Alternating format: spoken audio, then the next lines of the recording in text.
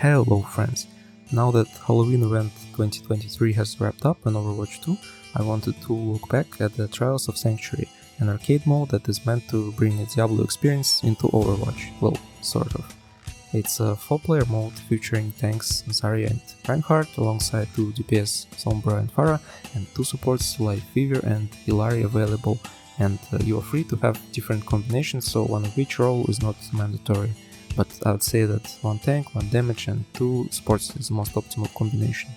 Essentially, Trials of Sanctuary is a dungeon taking place on a portion of the Blizzard World map where you fight waves of enemies, discover stats upgrades, weapon and skills modifiers and fight bosses. Notably, stats upgrades are applied to all characters, not just the ones picking those up, and as for weapon and skills modifiers, they're an absolute blast. And the beauty is they don't replace previously picked up ones, but rather stack. Let me show you some of my favorites. For illari, Blighted Sunbeam, it creates an explosion when enemies are hit with fully charged shots, very helpful and enjoyable to use.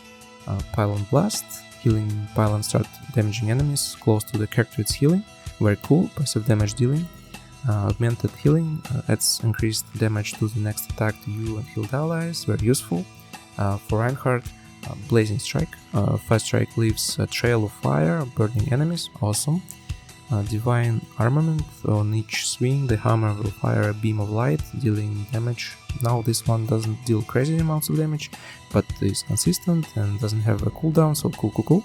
For Zarya, Rage Strike, a particle cannon, the default attack, causes an explosion when focused on an enemy, and an alternate attack, energy grenades, cause damage over time. Pharah, Divine Assault. Now this is one of my favorites. You press melee attack and charge forward, exploding enemies in your path, super fun. Holy Wrath, Jump Jet creates a pillar of flame, burning enemies and igniting rockets. Judge Evil, Concussive Blast, deals increased damage and marks enemies for homing rockets. For Lifeweaver, Brutal Grip, Life Grip pulls teammates towards you while damaging enemies along its path. Thorn Blossom, Healing Blossom will seek and damage enemies after healing allies, another semi-passive damage dealing, nice. Hollow Crown, standing on a platform grants increased your damage dealing and your HP restoring, the high ground bonus advantage in addition to securing down teammates. Let me know if I missed some cool modifiers in your opinion and which ones are your favorite. The aforementioned stats upgrades and modifiers are what makes it an RPG-like experience, giving it a sense of progression. Bosses emerge either during the wave or at the end of it. So the lineup selected for this mode is super cool in my opinion in terms of skins and visuals for sure, and the abilities as well. So we have Arisa as either shielded demon, mostly annoying because of the dome shields, and frozen demon, basically buffed Mei. Ramattra as a shaman, summoning mobs, and for bosses spawning at the end of the wave, it's Roadhog as a butcher. His ultimate is the most dangerous, but works pretty much the same as the default Roadhog ultimate. Ball as Asmodan, mainly dangerous, spilling lava everywhere as he bounces around, and Moira is Lilith, the prime evil, and honestly not the strongest boss, although her fading out of combat might add to the challenge, especially with other bosses around. Luckily, once she's defeated, you win. There's also a Junkrat as a loot goblin, like a treasure goblin in Diablo, scattering loot once killed. You get to the dungeon through the portal, which is cool, but that's it. There won't be levels to the dungeon like in actual Diablo games, and it's a bit underwhelming, to be honest. Let's imagine for a second. Wouldn't it be fitting to have like a new portal appear after having successfully survived the wave of mobs and defeated the boss, leading to the same map dungeon but just slightly changed? I mean, at least slight alterations like different lighting and level decorations, but same level outline. Would be cool, yet realistic in terms of the developers being able to add something like that for a limited time event. That would be, that would add immensely to the Diablo feel of this mode, in my opinion. Again, I'm mostly a casual Overwatch enjoyer with aspirations to be somewhat skilled, but nevertheless tried and completed Trials of Sanctuary on all difficulty levels, although just barely on Legendary.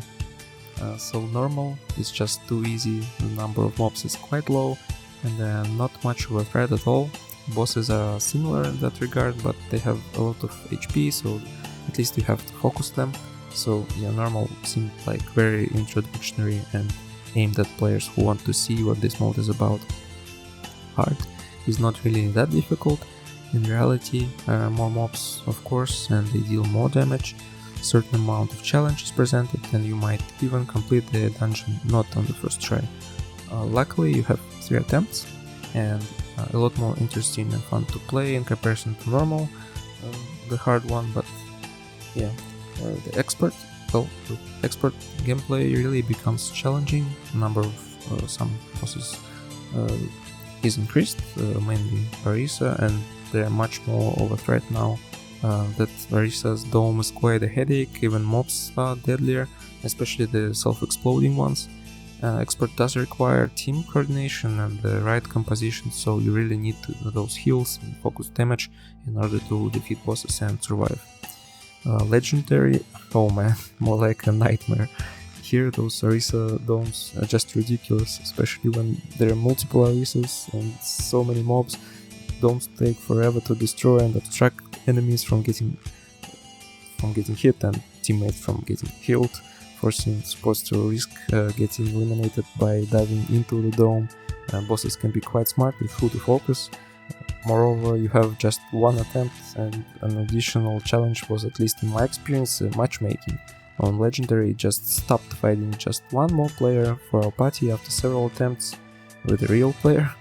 So we were stuck with AI teammate for quite a number of matches and almost won once. That was sad indeed. Until we found a person who played Sombra and obviously knew what they were doing, carrying us through the better part of the match and winning the game on Legendary in the end. Well, Trials of Sanctuary could definitely be something more fleshed out and substantial, but given the nature of the event, being the limited time event and all, it was good fun for sure. Let me know what you think in the comments, and thanks for watching. Bye!